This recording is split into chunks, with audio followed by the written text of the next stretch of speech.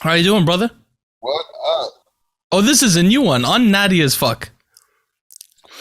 I got this one, and then, dude, I was at a bodybuilding show yesterday, and I'm wearing this shirt. It's called the All Natty Crew, right? And this black guy, probably in his like late 40s, comes up to me and he's like, "Hey, man," he's like, "Is that a team? Do you own that team?"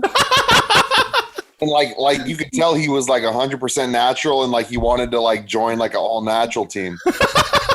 He's like super pumped up, like, "Oh my god, man, I didn't know there was like an all natural crew." And I was like, "Oh, dude," I said, "This is a joke." I said, "I'm a juice daddy." He's like, "Oh, okay." By the way, I think I saw a picture of you with your, first of all, congratulations. So what happened? Explain to me what happened with your client last weekend first.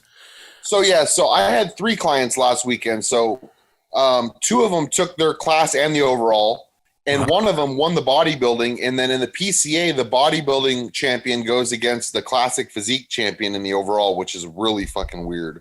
Well, that is very interesting. And they gave it to the classic guy, but you can't really compare. I mean, one guy's 170 pounds with a small waist, and the other guy's 220. Yeah, how do you compare a classic guy to what rules do you use then, right? So this is the rules that the promoter says.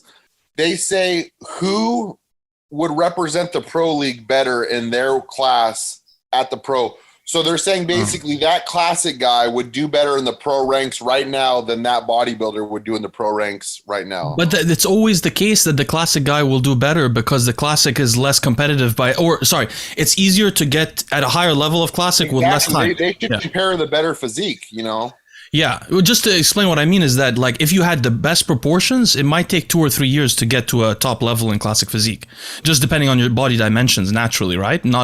Trust me, man, I'll never have another client compete in the PCA after that. I mean, there's a lot of things that are going wrong. Like the president of the PCA, he coaches people that compete in the shows, which I think is ridiculous. Really? He has judges that train people in the shows. And he also trained some judges, and then they have these judges that are bums that never should be judging. I mean people that they literally pick off the street. So I won't be doing PCA again after that. But all my other clients won overalls. My client won the overall yesterday too. So So tell me about this weekend. Yeah, what happened this weekend as well? Everything was good, man. I brought him down low because I was like, you know what? He's not the biggest guy, but I knew that conditioning would stand out. So I suffered in the last couple of weeks and brought him in real tight, and his conditioning prevailed. I mean, there was a lot of bigger guys there. There was guys that were very, very heavily muscled, but the conditioning is going to stand out, and he was definitely the conditioned guy in the show, and it definitely paid off. Which competition was that though? It was called the NPC Hurricane Pro. It was a pro-am. So guess who was also the head judge there? Was Steve Weinberger judged it. No way. Oh, wow. Okay. That's the head judge of the Olympia as well, I think, right? Yeah. Well, that's great stuff. Congratulations. I'm happy for your clients. I wish I should have pulled out some pictures. Maybe we can add them in the editing later. But I also couldn't pull out pictures of the Legion Sports Festival, which for the people listening, we're recording this that weekend. They're not out yet. We'll talk about that in a second. The winner is not even posted yet. Like it's still going on. No, the winner's not posted, but even there must have been prejudging pictures. They're not on yet. Yeah. There's only some on Instagram, like stuff. Yeah, exactly. But before we get to that, I got to comment on one thing. I have a gripe. I have a couple of updates. My first update is a funny one, Bostin. So last night, I was on Amazon.com late at night, couldn't sleep because the baby woke up, whatever. And I've been on my phone a lot recently. I'm on Amazon. I'm looking for different melatonin supplements because I've been, I mega dose melatonin because melatonin is one of the most effective antioxidants. And, actually, to be honest, what I want to do is I want to get IV melatonin therapy, but none of these IV places have melatonin. So I found a company that sells, because, a lot of the research on melatonin uses anal suppositories. Really? Because these people with like severe inflammatory diseases, they have to get the melatonin, because melatonin is not very absorbable, but it's very absorbable in an anal suppository. So like 150 milligrams of anal suppository melatonin totally normalizes inflammatory markers in people with ALS. That's what Stephen Hawking's had, and my grandmother had. So obviously I never planned to do that, but yesterday I was looking, I found these anal suppositories, 400 milligrams. On Amazon? Yeah, so I paid $180. I don't know how I get ripped off. You know those old guys that watch TV at night and there's like these ads that for shit they don't need? I'm one of those guys. I don't even need an ad. I go find it myself. So I was on Amazon last night. I paid $180 to order 30 suppositories of 400 milligrams melatonin. That's crazy expensive. Bro, the worst part of it all is after I order, I'm like, there's no way I'm going to use this. I'm never going to do this to myself. Like, even when I had Crohn's disease, I had horrible shit. My doctor would be like, put this up that place. I'm like, I don't do that. That place doesn't. I don't do that. So now I don't know what I ordered this for, but I've ordered it. I may experiment with it. If I do, I'll update you guys. How many milligrams per? 400. How is that? That's insane. It might be too much. Honestly, I think it's a little too much, but the studies that use 150 have systemic reductions in inflammation. That's great. Anyway, that's one update. But my second update, which is more important, this is very interesting. I forgot to mention this on whatever recent podcast I did, but Nick's Strength and Power, bro. This guy has gotten on my nerves slightly recently. So I am a big fan of Nick's Strength and Power. Genuinely, I've been watching his videos for like 5 years. Strikes me as the nicest guy, like just a nice guy from Ohio, very friendly, always says nice things about people. I thought he's the nicest guy. And then, after the Olympia, I don't know if you know this, but the Olympia struck down his videos. The Olympia company. Know that. Yeah, but because he used footage from the Olympia, but usually they won't strike you, but they can if they want. So they struck down his videos. So a lot of the people on YouTube started rallying around Nick's Strength and Power, trying to give him support. So I left a comment on one of his videos, and then I didn't think about it, but normally you get an update on your phone if someone replied to your comment. Nobody replied to mine. I didn't think about it. The next day, I made another video about the same topic. I made a post, comment like supporting him on it, but I was replying to Derek from More Plates, More Dates.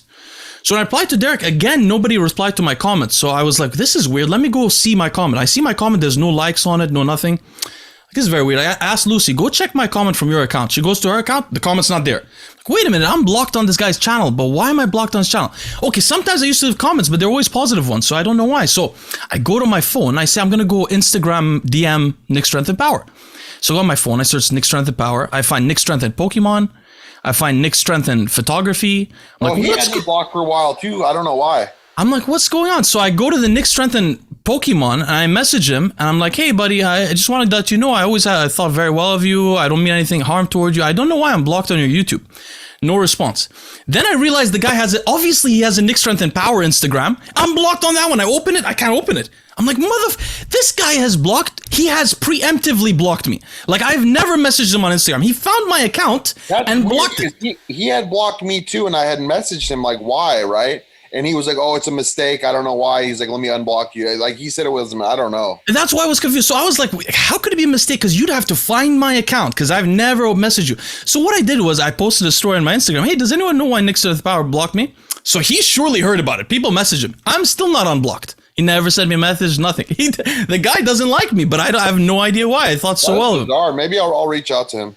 It's very bizarre and very confusing, and I don't know what I ever did to offend him because I really like him. So now I got like pissed off. So now I'm actually like, I watch his videos now. I'm like a little bit angry at him.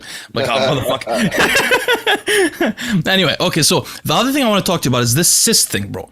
So the thing is this. So just to update our audience. So I'm trying to research what causes cysts to develop on kidneys, because the last time Bostin did his ultrasound, the guy said that he had no scarring on his kidney. Usually when the kidney grows, it develops scar tissue in it. That's glomerulosclerosis, the most common disease that bodybuilders get on their kidneys. Well, he had no scarring, but his kidney is not filtering well. But the only thing that they commented on was they said there were cysts on it. So Bostin and I want to do some research on the cysts. Now, I've been doing a bunch of research, Bostin. The thing is, Bostin, there's a kind of thing called a simple cyst. It happens in normal people. Usually it's isolated, and the cyst usually isn't basically not complex. It doesn't have multiple different cell division types in the cyst. These simple cysts happen in healthy people. They happen over 40% more likely in men, up to 280% more likely, because kidney disease is a male thing. They're more frequently happen when you have hypertension, when you smoke, or if you have any kind of kidney disease, they're more likely to happen too. But the cysts themselves usually don't damage the kidney that much. And the kind of cyst that it is matters. So I'm doing research now on general cysts, but what we really need is we don't need to ask the doctor, but we need to get the ultrasound. Because if we got the ultrasound, I can send it to doctors that I know from the channel, and they can look at it and tell us, hey, how many cysts does he have? Are they multinodal? I could ask for that, because I think that comes on I think I could get it. Obviously, I don't know how to read them, so I just have the doctor. Yeah. But I think I could get that information. I bet it's on if you have like a medical account online or something, I bet it's there. Because we have so many doctors that follow this program and our channel. We can have a bunch of people look at it so we can know. The reason why I'm asking is this. There's a disease called polycystic kidney disease. I don't think you have that. It usually happens when you're a child. But there's other kinds of cystic disease. For example, there's glomerulocystic kidney disease. There's medullary cystic kidney disease. There's polycystic kidney disease. Then there's different kinds of cysts. So I want to know if these cysts are just random cysts or they have a pattern. He didn't even seem worried. I'm like, are they cancerous? He's like, no. He's like, I'm not worried about this. It's weird, but when we research FTTP, adipotide, it says that in monkeys and mice that kidney cysts and kidney lesions or Lucie or whatever you pronounce it. No, you said it right. Lesions are on the kidneys. Exactly. So I know it's not FSGS. We've already got that out of the question. So it's very weird, man. Like, all we need to do is get this ultrasound over to me so I can narrow down my research, because cysts are such a broad subject. Can cysts shrink? Yes, they can, and there are treatments for cysts also, but it depends on the kind of cyst. That's why I'm asking you. Okay. So next step, let's try to make sure we get this ultrasound. I've been trying to get a hold of the doctor. I told them to call me, and they haven't been calling me. But I'm kind of annoyed with the whole doctor system in the beginning, because when they saw that my creatinine was 6, they should have, just like that nurse was telling me, the dialysis nurse. They should have at least said, hey, let's try a few dialysis sessions. I know. Get your creatinine down and see if your kidneys will keep it down or if it'll grow back up. Exactly. You don't know. I mean, it's just especially because he didn't give you a diagnosis. So when he checked the ultrasound, he said, you have a bunch of cysts. Okay, bro, what kind of cysts are they? And do I have a cystic kidney disease? Which one do I have? Yeah. And if not, why is my kidney not functioning if the cysts don't matter? And I don't have scarring. So we need to know what kind it is so that we can get a bit ahead of them. But anyway, that's a side note. Just wanted to mention that. But hey, can we talk about another thing before we get to this Legion thing? Yes. So what's going on with have you heard all this drama going on with Hadi's shoulders? Do you know what's, let me just tell you. He's trying to sue people and shit? No, there's a lot more than that. It got way more dramatic since we last spoke. So first of all, it started with Dave Palumbo. Dave Palumbo mentioned Hadi's shoulders. In a normal way, not in a bad way, honestly. I hate Dave, but it was a normal way. There was nothing wrong with it. Then Hadi somehow indirectly, supposedly, allegedly threatened to sue him. Then he went to the Olympia, got third. Then at the Olympia, Hani Rambod went to a bunch of people and told them that Hadi lost because of Dave Palumbo's mentioning the shoulders. He said it specifically. I heard now from a bunch of different people. So Hani's been upset about that. Then after the Olympia, Bob Ciccarello apparently has a podcast. I didn't know about it. He has a podcast, like 500 people will listen to it. On a recent episode, no, truly. On a recent episode, the 400 people found out that Bob Chick said the reason Hadi didn't get his, didn't do better is because the judges saw the shoulder thing and so on. So Nick Trigilli, we didn't know about this Bob Chick podcast. Nick Trigilli, who's been posting like 3 videos a day, which I find is a very interesting subject on its own. We need to discuss at some point. But Nick Trigilli saw his thing and said Bob Chick says the IFBB's official statement about Hadi's shoulders is that they were pointy and that's why they put him down. So Bob Chick responds back, says, it's not the official statement, that's just my opinion, but that's what I saw from around closer to where the judges were. And then there's another level of it now, which is that now Palumbo and Trigilli are fighting. And Trigilli made a video about Palumbo, and Palumbo made a video about Trigilli. He said, there's this person who's making videos. Actually, he's not really a person. His name is Nick Trigilli. So anyway, everyone's fighting now. Bob Chick, Palumbo, Trigilli, all about Hadi's shoulders. But I didn't want to talk about that, but I want to ask you. It's funny because that may not be even the case. Maybe he's just too small to, like, maybe him being 220 pounds and Rami being 300 pounds is the reason why he didn't get. It might have nothing to do with anything, but I wanted to ask you this. So personally, when I watched Olympia closely on stage, Hadi, I guess it's different for Bob Chick if you're there. But what I saw, I think I'm the only person who's going to call it out. I love Rami and I'm an Arab, so I want Rami to literally win till he dies, like to the end of his life. I want him to win till he's like 80, 90 years old. But wouldn't you consider Hadi more Arab than Rami? No, Hadi's Iranian. It's totally different people. But he's still Muslim, right? Yeah, but it's not Arab. It's like it's like me telling you you're Rami's Danish. Egyptian, right? He's Egyptian. Rami's Egyptian. Okay. Yeah. So no, but it doesn't matter. I want both of them to win. I like both, but I'm just saying that I love Rami. This isn't a criticism, but Rami's shoulders on the night show of the second day were funky. They had no definition in them. They had a weird kind of look. And you could say maybe his legs also a little bit. And there were some other people with arms that were a little bit funky. Hadi's weren't the funkiest things on stage for me. And I really believe that they were scar tissue. You know who has funkiest body part is Ramy's quads. They're very suspect. You could see the where he shoots them. They've been or shot him previously. They've been suspect for a long time. But Chad and Dennis were saying they did a lot of muscle deep tissue work trying to kill that scar. They're certainly not injecting now. I don't think. Yeah, no, I don't think they're injecting now. But you could still see the damage. Yeah, for sure. That's a little bit weird. The quad, the points. It's pointy. Yeah. But you know what's funny? I'm like him. I used to inject in just that place. That's when I first did my injections. I used to do them all there. He went too low on the quad. You notice that? It's like too low. He should have went higher. I think they were trying to make it look different over time. I imagine. But my point is, Hadi didn't get third because you don't think this happened, right? I think Hadi deserved third. I think he's too small to be higher. Potentially. I think if he showed up on Saturday like he did on Saturday, it would have been a different story. Yeah. His Saturday look was way better than Friday. I'm not talking about Friday's look, just Saturday. Saturday, I had him probably second or first.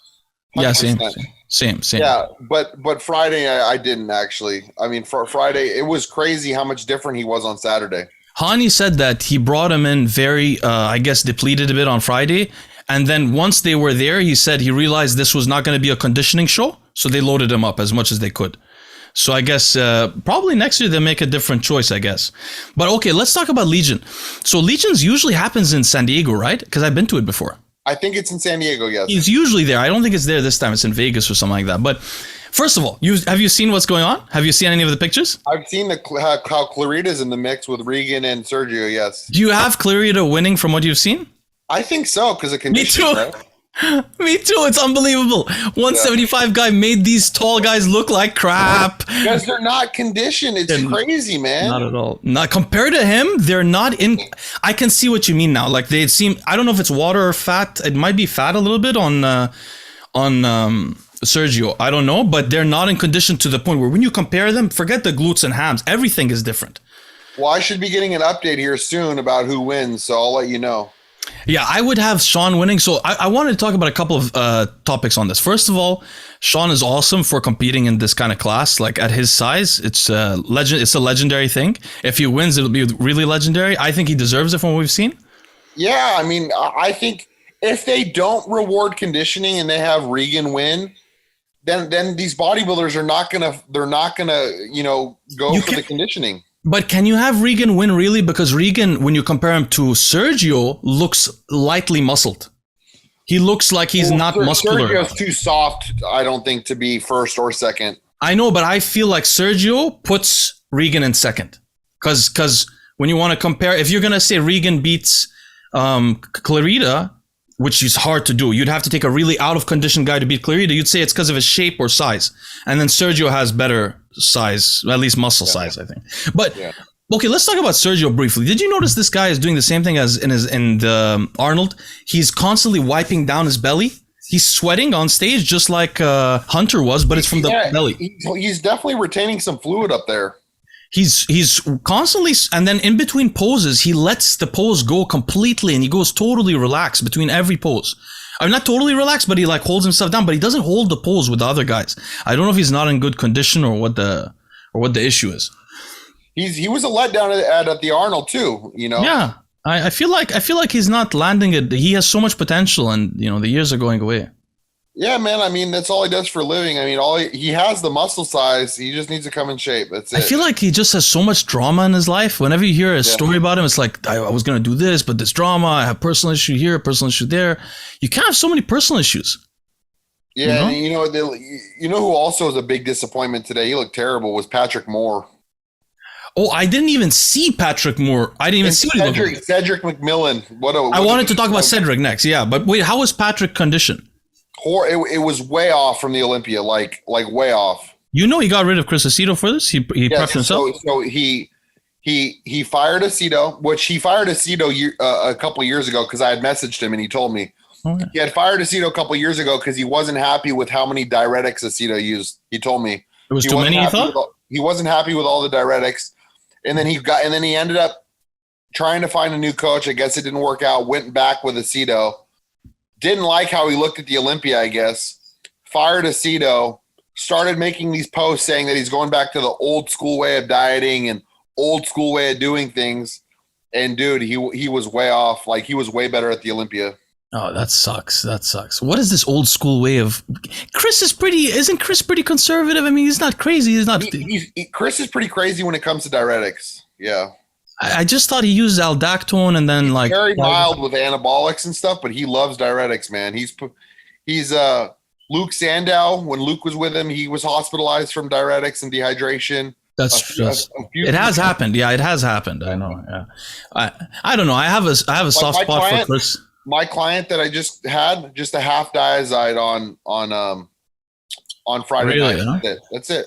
And I pull water back pretty hard. I had him get a big breakfast in the morning, about 3 hours before prejudge, and then a little rice cakes and peanut butter. But I mean, as long as the water's cut, it's just a security measure. Like, I like to use a little bit of diazide so I could feed my guys the way I would like to without worrying about them spilling. You know what I mean? Yeah. Yeah. What would you do if you were Patrick? Because what people don't realize when they think about Patrick is this. Right. My opinion, by the way, is what Patrick, I recently saw him say it. There should be a classic physique heavy class and he would be the winner. He would be, obviously this guy is like there's no class for him, right? But what people don't realize, the guy's in his late 30s, I think.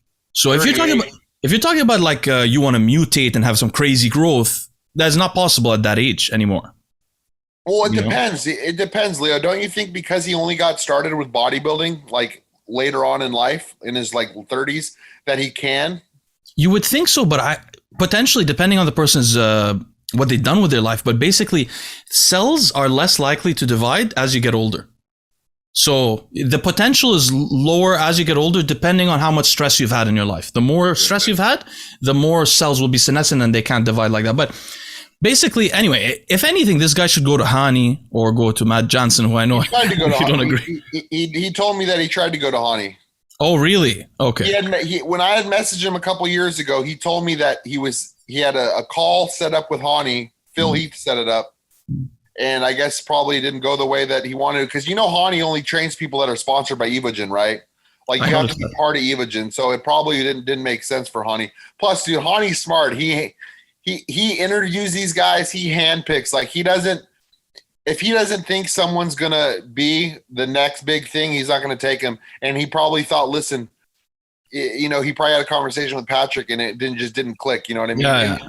Yeah. Rami. Hani was Rami's first pick, but Hani turned him down because he wasn't with Evogen, right? Really? I didn't know that. Yes. Hani's a very smart guy. He first went to Hani, and Rami wanted to hook up with Hani, and Hani wouldn't do it because he says it just didn't make sense because he wasn't with Evogen. Fascinating. Hani's a very interesting guy. I'd like to know more about him.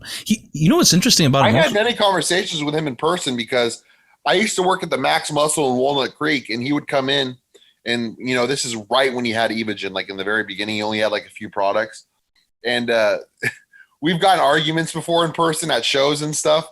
But like I like him. I actually do like him. He recently sent me some, like a year ago, he sent me some DVDs, which was nice.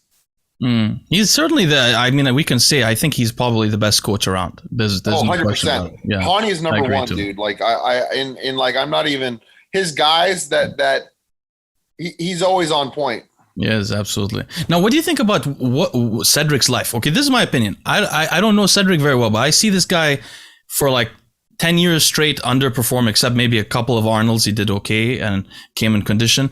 He has a full-time career. That's a serious career. He's like a teacher in the military or something like that. Yeah.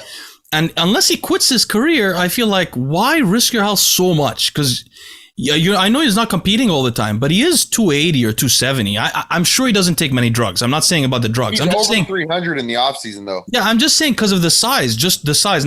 Probably this guy takes no drugs, but he's just the size. Why put yourself through that if you're not going to give it your best? I don't know, man. I mean, he's been one of the biggest. He's been one of the biggest disappointments in bodybuilding because in history of bodybuilding, everyone sees him as like the next Mr. Olympia. Like, I mean, I'm talking about like 10 years ago. Everyone was like, if in 2013, 2014, if Cedric nails it, he'll win the Olympia. And it just never happened. He never nailed it, so it never happened. He did, but he's so far from nailing it too. In 2016, he did beat he beat Dallas McCarver. Remember at the Arnold? Arnold, yeah. I mean, they did a couple of good Arnolds, but other than that.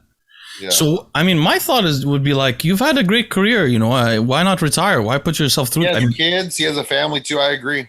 And the second call out at the Legion and Sean Clarita winning. Third call out. Yeah, I think he's third or something. So, I mean, I don't think you know, if like Guy Cisterino retired, I think Cedric should. You know, there's a similar kind of. You know, the Legion show was kind of interesting, man. There was a lot of different. You had a couple 212 guys in there. That Tonio Burton guy who was in the top call out was a 212 guy.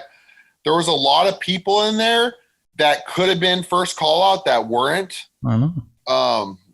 So yeah. Oh, so Patrick Tour had a client competing in the show that my client competed in, and there was like a little bit of he called me one time and I was like, and he wanted to bet, and then I was like, all right, when I wanted to bet him, he wouldn't do it, but my client, his client ended up his client is my wife's chiropractor. He's a super good dude. He ended up getting second in the light heavyweight class, but I thought it was funny that one of my guys won the show that one of his clients was in. Patrick really doesn't like me. I remember the time that he called me and he said Leith, and I'm like, bro, why are you calling me with my Arabic name? Nobody told you can use that. Call me by Leo. I go by Leo. Everybody, my friends, calls me Leo. Why are you using my Arabic name? You think you found something interesting about me? Yeah. I was like, you bitch, what are you doing using my? Nobody gave you that off. Man, weirdo. Thought he knew some shit about me. Like, I know your name, bro. My name's on my Instagram. It's just in Arabic. You dumb fuck. Yeah. So anyway, I still don't like Patrick because of that reason. But and plus, to be honest with you, he doesn't do well with his clients. No, he's not, dude. He's such old talk. Like he pretends. And he would like the client that he trained. He never would post them. Obviously, you know, he only posts the guys that are already established that he helped at the very end. I've seen his work with guys, man. He's not consistent. Yeah, but by the way, did you see that James Hollingshead released like a statement about why he did poorly, and like he blames it on the travel, and he had to stay in Dubai for 2 weeks, like Bonak and I think everyone else did. They like over dieted and came in. I saw that. Man, I would never do. If I do horribly, I would just shut up and I would wait till the next year. I wouldn't do an excuse. And second of all, when I'm going to a competition, I wouldn't say. And this guy, Leo, unfortunately, he doesn't have the genetics, in my opinion, to improve. Like, he doesn't have the genetics to be a top 5 guy. Like, he just doesn't have the separation. He doesn't have the shape, like his stomach, like it's just everything's off. His clavicles are very narrow. He could have all the drugs in the world, be the most dedicated person, and he's not. You know, we look at guys like Patrick Moore, right? And we're like, this guy could be good if he fucking improved. A guy like Hollingshead, I can't see that guy ever being that good. You know what I mean? Imagine you put James's head, his brain, his soul into Patrick Moore's body or something else like that. Then you'd get something. You know, you got to give him respect for his hard work, of course. Yeah. But at the same time, I don't respect somebody that thinks a task is easy and he's going to succeed and then fails. If you tell me I'm going to get second at the Arnold, I would have gotten second. I like James until I saw that interview with. Yeah. Anyway, we'll leave. So what about Regan moved to Milos. Now, this is what I want to ask you. Here's my theory. Everyone's saying this is great for Regan. He's finally going to develop and he's finally going to live up to his potential and so on. I don't think so. What I think is going to happen is this. I think Milos is great at getting people in condition for a show. So I think he'll fill Regan out over time. Like what we saw of Regan this time, I think it'll be similar each time, just maybe better condition slightly. He'll be full. He'll be in good condition. But I don't think Milos has ever made somebody grow in the way that they need to grow. Yeah, he's not. I've seen him work with many people that I've known personally, like amateurs, and he's really not that great. But he loves that crazy insulin around the training, like 20 units pre and post twice a day and all that stuff. But I can't see him. I can't see him doing much. But what I mean to say is like let's see. Clarita won. Oh, great. Regan Grimes second. Sergio third. Yeah. Antonio Burton 4th and Martin 5th. Martin didn't come in good condition this time either, right? That guy has great proportions. Water loaded. He's watery, man. But you see that guy's waist he almost has like a black guy's waist. Tiny waist. Not coming in condition. Who's his coach? He's his own coach now. He used to work with Nelson Jones. He does his own thing now. Okay. Well, I'm glad that Sean won it. I mean, that's great, man. That's brilliant. Yeah. Now he's a giant killer. Well, there you go. He's Literally. a true giant killer. And guess Literally. what? Now it's going to force people to come in condition because guys that were like Sergio was probably 265 on stage. So guys that were 95 pounds bigger than him lost. So that goes to show you that, hey, guys, stop paying attention to the scale and come in where you need to be. I mean, if anything, if any loss would really get to you, that is the loss, right? Yeah. That loss should. Oh my God, Regan's got motivation for days. He's got motivation for a year straight. There's no way, man. Oh my God, imagine how Sergio feels. Yeah, Sergio doesn't like. Sergio and Regan have a rivalry too, so that he's really pissed probably. This is very interesting. I wonder what they're gonna say about this. I'm glad Sean won. He deserves it 100%. They did not deserve to win over him at all. Yeah. All right, brother. Listen, let's take a couple of questions before we end, and then I want to tell you we should get a guest next week. No, Leo, my dad's coming in. You remember we're gonna have him on? Oh yeah, is he coming in next week? Coming in? No, he's coming in this Wednesday, so we could do it like Thursday. Oh, perfect. Okay, so I was gonna say we could record again in next week. So okay, that would be great. Perfect. I'm so excited about that. By the way, I'm very excited. Does like Thursday probably work? Perfect. That would work very well. Okay. And then I told Scott that we would get him on with us. Awesome. Oh, which Scott? Scott from Davenport. Yeah, of course. Yeah, awesome. We'll get Scott on. Okay, well, let's leave it till then. We'll record on this week soon. So I'll pose this quickly. We do a couple of questions though. Yeah, I want to do a couple of them, but we have a lot of good questions. Okay, let's do this one first. I've asked you this before, but you didn't have a good answer for it, and I want to give my answer. Okay, so this is what it is. So IKC says, can you comment on the differences between injectable versions of common orals, like D-ball, Anadrol, Superdrol, and their conventional versions? He means, which are stronger, which are safer, and how, if at all, should dosage be adjusted when going to the injectable versus the oral version? Why do these injectable orals seem to rarely cause appetite suppression? So I asked you this before. I was trying to ask you, do you notice, because I've never injected the Anabol or Superdrol, do you notice that the feeling of the drug is different when you inject it versus when you take it orally? And I'll comment on Anadrol, because I've done this a lot with Anadrol. So first of all, for me, if taking less than 50 milligrams of Anadrol orally, like if I took 25, it's not very effective. Taking 25 of an injectable Anadrol works perfectly for me. So obviously the dose it's much more absorbable when you inject it. And the other thing I notice, it's weird. When I take Anadrol orally, I feel it has a shorter effective time. It makes me strong than when I take it injectably. And I think the reason is just due to the total amount I'm injecting. So I feel stronger when I inject it for, say, up to 2 days. Whereas when I take it orally... Pre-workout or what? Usually I used to inject it like right before the workout, an hour before or so. And then I realized that my peak strength seemed to come like 4 hours after I injected, or 5 hours. That makes more sense. Which is, weird. So Anadrol has a longer half-life. So that's my experience, like personally noticing with Anadrol. I've never injected the Anabol though. I don't know how to compare the two. What do you think? Inject D-ball I like better than inject Anadrol. You should give it a try. Do you really? Why? Oh yeah, it just the pumps, the strength, the fullness. I mean, I think everyone would agree that injectable D-ball is better than injectable Anadrol. From everyone that I've talked to, you should try it. How does it compare to oral D-ball though? That's what they're asking. It's a lot better because I don't get the side effects as much, Like in terms of puffiness? And puffiness, appetite suppression, all that stuff. Oh, and just to answer the guy's question, the reason they won't suppress your appetite as much is because the first pass of the liver is avoided. When you get acute liver toxicity, your appetite suppresses to protect your liver. It's a protection mechanism. So if you don't feel hungry, don't always push it, because one of the ways we stress out our liver is by eating, Every time you eat, your liver has to do a lot of work. So have you used the injectable Superdrol? Yeah, I've used all the injectables. I've used injectable. You know who you would really like, Leo, is injectable Turinabol. I don't have that. What does that feel like? How does it compare to the?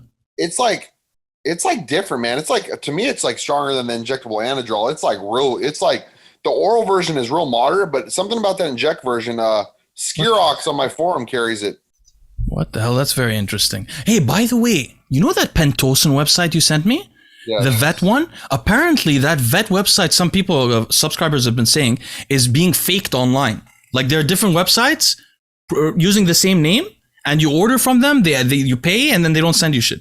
So just beware, people, about the Pentosan website. If it's Racehorse Meds, it's like the legit site, because I've had many clients order from them legitimately. Yeah, there's like a Racehorse Meds something else, and they're all these like fake other websites. So I had a client who ordered the wrong one. Okay, so another question is from Tino Giampa. He said, will Accutane cure your acne permanently? And after you use it, can you blast cycles hard and never get acne again? I wanted to ask, and I know you don't get acne much, but your clients, what have you seen with them? So if my clients have acne ever arise and it bothers them, the first thing I'll be like is change steroid labs, because usually it'll be like a negative reaction to the carrier oil. So the first thing I'll be like is, let's switch you to a different lab. If they're still getting acne, and then I'll go, my last resort will be Accutane. But I've noticed that Accutane at 60 to 80 milligrams for a decent time, then the acne will never come back. But a lot of people, like you've mentioned before, use like a super low dose on cycles just for, for maintenance or just to make sure. But I haven't seen permanent cures with low dose Accutane. Yeah, it doesn't permanently cure. Hey, we have actually a bunch of other questions about acne. Let's talk about, because one guy was like, hey, why do I get more acne when I use an AI? So just for people to understand, the androgen receptor signaling increases there's a cell that creates acne. I just forgot the name in biology for it, but the cell that creates acne, it grows when you use androgens, and also you produce more of the lipids, the oils that come out of the actual. Someone will know what I'm talking about, but they can comment below. But the point is, androgens, testosterone itself, the signaling of testosterone will raise acne, not just estrogen. So if you use an AI, you might have more testosterone. So that could be a reason. But yeah, Boston, I've never seen anyone change their ability to get acne from using 20 milligrams or 10 milligrams every other day. But those guys can sometimes inhibit the acne on cycle. Personally, I don't think it's, I don't know. I don't know how bad your acne is, guys, but if it's light, I'd rather use tretinoin, which is topical Accutane, because you won't get that much in your body. You could put on your face every other night or whatever, and you can make sure you don't get the gene damaging effects of Accutane. I've never really had clients get it on their face unless they're like super young. It's more on their like chest and back. Yeah, I used to get it in my back. So Boston's completely right about the carrier oil inflammation thing. Like, that's what Scott told me once. I once took off my shirt in front of Scott Mendelson. He was like, you got to change your gear source. I was like, what's going on? He's like, because I had these back things. I was taking Tren at the time, and this Tren I was taking was giving me like back acne, weird back acne. And I switched the source with the same Tren, and it went away. It really decreased. Same thing happened to me. I've never had acne before, and I used this one lab that I never used before, and my back just broke out like crazy. I never had that before, so it had to be the oil. Exactly. But then you're right. So, but the problem was, just keep in mind, audience, Accutane is very liver toxic. So when you're on it at 60 milligrams, you're going to have way higher liver values. You have to be careful. Don't take orals and stuff like that. Also, it can damage your genes, your DNA permanently. It's called teratogenic. So if you're, for example, trying to have a kid, you could have a mutated kid with weird genes if you're taking Accutane at the same time. So just don't take it at the same time. So that's one. So another question from Gregor Meyer. He said, I heard Vigorous Steve talk about low dose Tren while bulking. He says, any anecdotal experience of people who grew well on cycle like that? Or is there nothing? What he's asking is this. He said, is low dose Tren useful on cycle? Or could you get the same effects from using Deca? Is the low dose Tren just having an aesthetic effect where you look better? How low dose are we talking? He's probably talking like 50 milligrams, like Palumbo's thing, 50 milligrams every other day, 25 milligrams every other day. I think Tren is good in the off season every once in a while. I think it has its benefits for sure. Now, like you said, do I think it puts on more muscle than something like Deca? I don't know, but I can tell you it'll make you look a lot better. Acutely, you look better when you take it. It probably means you do develop better. Just for the audience, my theory is this. I think that Tren binds to other receptors than Deca does a little bit. I think that some of their effects are similar, but some aren't as similar. So maybe you could get, but we wouldn't be able to notice, but maybe you could get some benefits over time that are not obvious. The most obvious thing is you look much better when you're on Tren acutely. Oh, yeah, but sure. By the way, what are you on right now? Tell us, what's going on? You dropped everything, right? I'm coming off down to TRT now. Good. So I'm done. I was just on test primo, and I was, I already told everyone that I came off the orals. I was doing Proviron and Primo Acetate. And I don't know. I think the toxins have built up even from the high dose Primo that I'm feeling a little off. Because yeah, stuff is building up in the blood. I wish you could do the short-term hemodialysis. I bet you'd notice it now. Well, yeah. So like the doctor wanted when he saw my new. Oh, did I tell you what my new creatinine is? Yeah, you did. It dropped a little bit. It went up a lot. So when my doctor saw that, he wanted me to go and get the fistula put in because I guess it takes like 6 weeks to mature. Really? And I said not yet because I want to come off the steroids. I want to just do TRT. I want to train. I want to eat properly.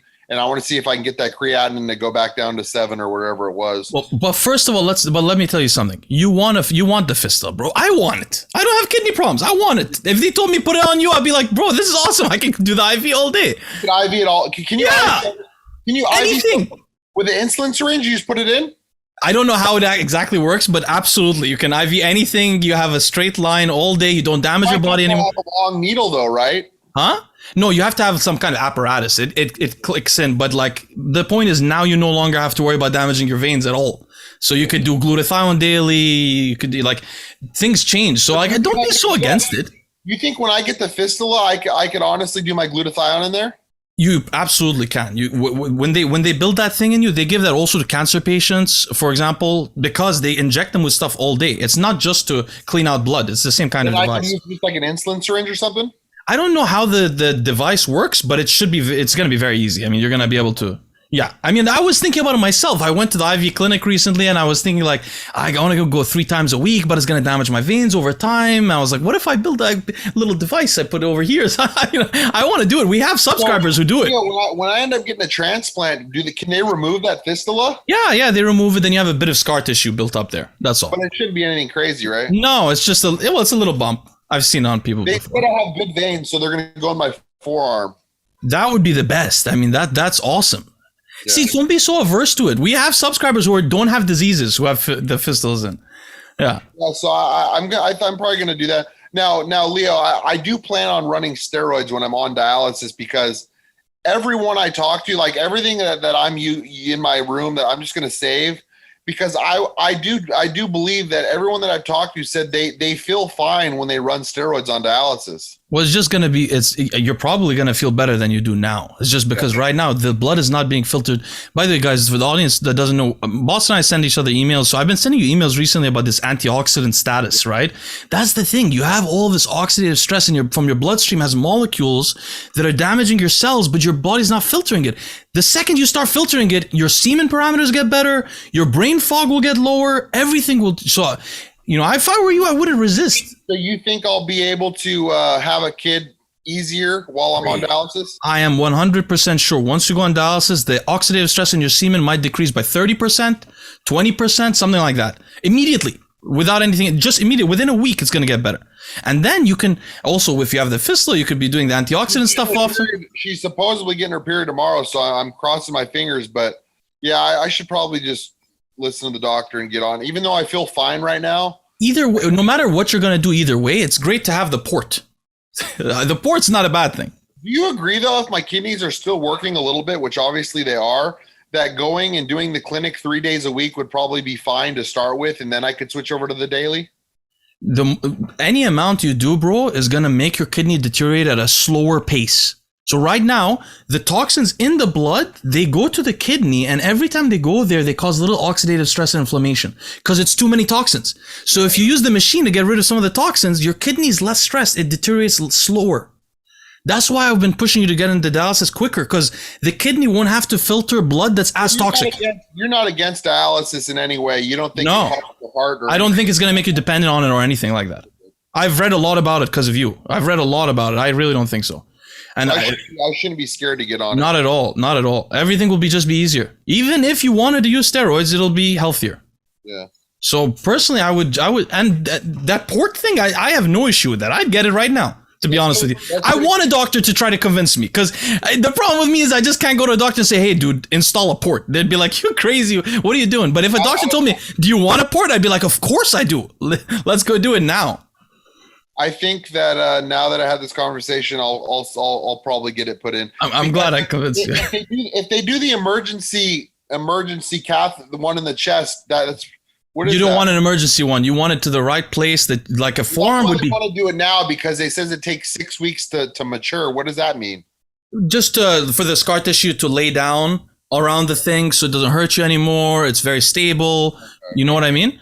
And personally, I jump at it. They said once you put it in, it takes 6 weeks to use it. Because it gets stable and everything gets, probably you could use it earlier, but it gets stable and the body just like sort of develops some tissue around it. You know what I mean? Yeah, I jump on it, bro. There's nothing. I mean, worst case scenario, even if you don't do the dialysis, now you have that port that you can use to. I wonder if that surgery is painful to get the fistula. No, I doubt it, man. There's old ladies getting it for cancer all the time, and everybody gets it. You know, I've never had a fistula personally, but I know other people who had, and it's no big deal. Yeah. I would do it, bro. I would do it. I would jump on it as soon as possible. Get back to my normal life where I'm eating 4 to 5, 6 times a day and stuff. It depends on the dialysis kind. If you do the daily one, it's about. I think that you'll feel normal, but the purification is about like 50% the normal person's kidney. If you do the non-daily kind, it's like 30 or less than that. Yeah, but you probably feel 100. Yeah, a lot of people said they're like, because dude, my appetite is gone. But a lot of people said even with the 3 days a week, their appetite, jumps. I think it's gonna change dramatically, bro. You shouldn't resist. Just go. At least put the thing in. Then we can start talking. Do you think there's a possibility that I can get some kidney recovery on it too? I do. I personally, that's why I'm demanding that you send the ultrasound, because I want to know, why is this? Is it inflammation? Because if it is inflammation, you reduce inflammation, the kidney can heal sometimes. Yeah. But we have to move on. It's been months and months. So anything we can do to reduce inflammation. I see my doctor in November, early November. I see him soon. So when I see him, I will see what he wants to do. If he wants to put me on the dialysis, I'll be like, all right, let's do it. And the thing is, dude, is after talking to that kidney nurse, she knows many patients who have gotten on dialysis and have been able to come off because but even just logically, right now, you just have so much toxicity going through you that it's worsening. It's burying the kidney further in this inflammatory status. But bro, don't wait till November. Just call. If I were this thing is exciting. I would call tomorrow. I'd be like, hey, put this in. No, November's coming up. Yeah, I know, but still, it's the end of October. I'd call them tomorrow. I'd be like, put the thing in, then I'll see you in November. In the meantime, I'm gonna have some fun with some IV stuff. That's what I would be. Why wait? Don't wait, bro. Because every day that there's that toxicity, the kidney's stressed more and more. The quicker you get things done, then you can never like listen to a doctor on the timelines. Like you noticed, a good doctor, you can't get them on the phone. They disappear. Yeah. That's what I'm saying. I can't. That's the problem. You can get a shitty doctor available all day, or a good doctor, you can't get him. I can't get him on the phone, man. Exactly. The guy said he was going to call me, but I never got a call from him. But exactly. I came off the beta blocker and the amlodipine, so I don't know. We'll see. Why do you come off the calcium channel blocker, the amlodipine, whatever that thing is? I lost 7 pounds in like 4 days off of it. I was just holding too much water on it. Oh, really? You're holding a lot of water on it? I lost 7 pounds after 3 days. I told you those things have the most side effects out of all the blood pressure medications. Anyway, brother, I'll let you be for now. But I'm really excited.